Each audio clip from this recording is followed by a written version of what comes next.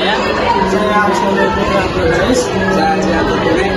Saya Yanti Umar. Saya Siti Daud. Saya Nurahma Barwadi. Saya Yuliana Yunus. Simak video ini ya.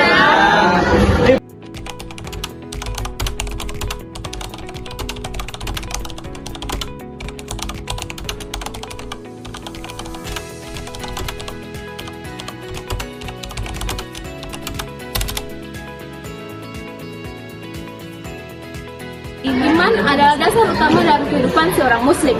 Namun di tengah perkembangan zaman muncullah berbagai pemikiran, ideologi dan pandangan hidup yang dapat menimbulkan keraguan dalam beragama. Oleh karena itu, Islam tidak hanya mengajarkan seseorang untuk beriman, tetapi juga mengajarkan bagaimana cara memahami keimanan tersebut. Selamat datang di Ilmu Kalam.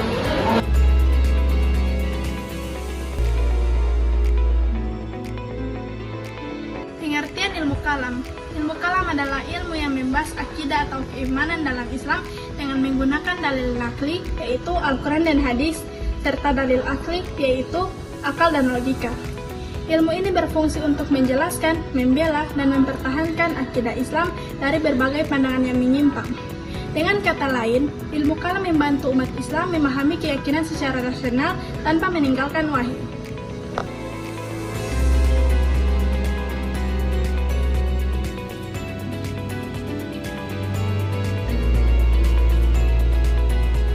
Asal-usul penamaan ilmu kalam.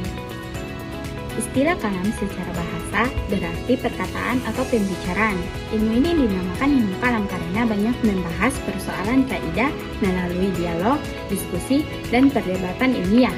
Perdebatan tersebut terjadi karena adanya perbedaan dalam memahami ayat-ayat Al-Quran, terutama dalam memahami sifat-sifat Allah, kehendak manusia, dan takdir. Namun, tujuan utamanya bukan untuk mencari kemenangan, melainkan untuk mencari kebenaran dan menjaga kemurnian kaidah.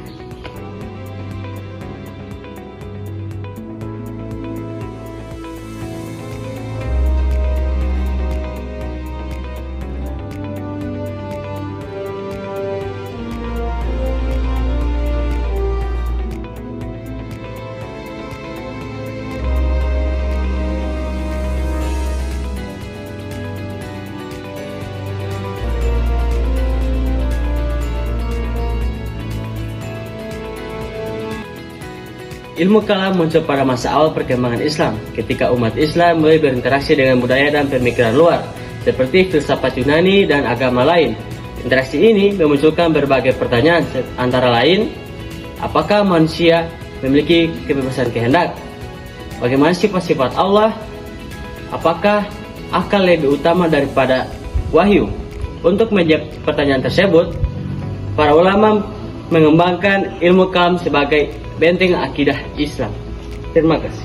Jadi saya akan membahas tentang ruang lingkup ilmu kalam. Jadi ruang lingkup ilmu kalam itu terbagi menjadi 4. Yang pertama adalah ilahiyat. Ilahiyat membahas tentang zat dan sifat Allah. Lalu yang kedua adalah nubuat. Nubuat membahas tentang nabi, rasul, tugas, dan mukjizat. Dan yang ketiga adalah samiyat.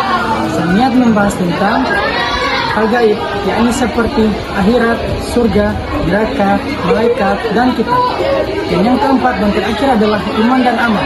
Iman dan amal membahas tentang hubungan iman sampai perbuatan, kufur, dan dosa besar.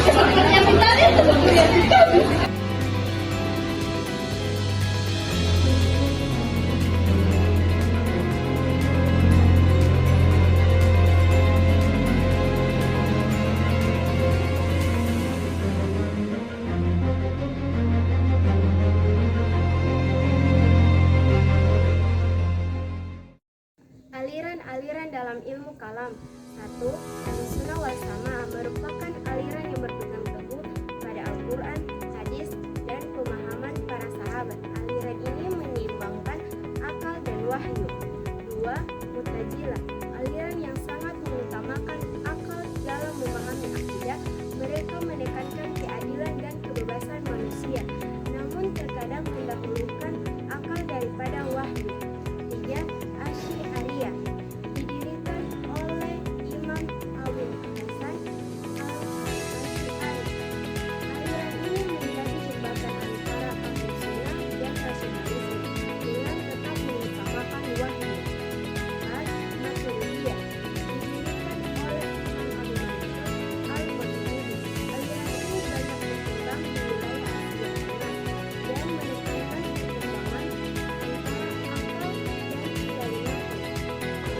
Beberapa manfaat dalam belajar ilmu kalam. 1. Memiliki banyak pokok rasional. 2. Tidak mudah terpengaruh oleh pemikiran menyimpang. 3. Mampu menjelaskan akidah Islam secara logis. 4. Menumbuhkan sikap toleran dan bijak dalam perbedaan pendapat.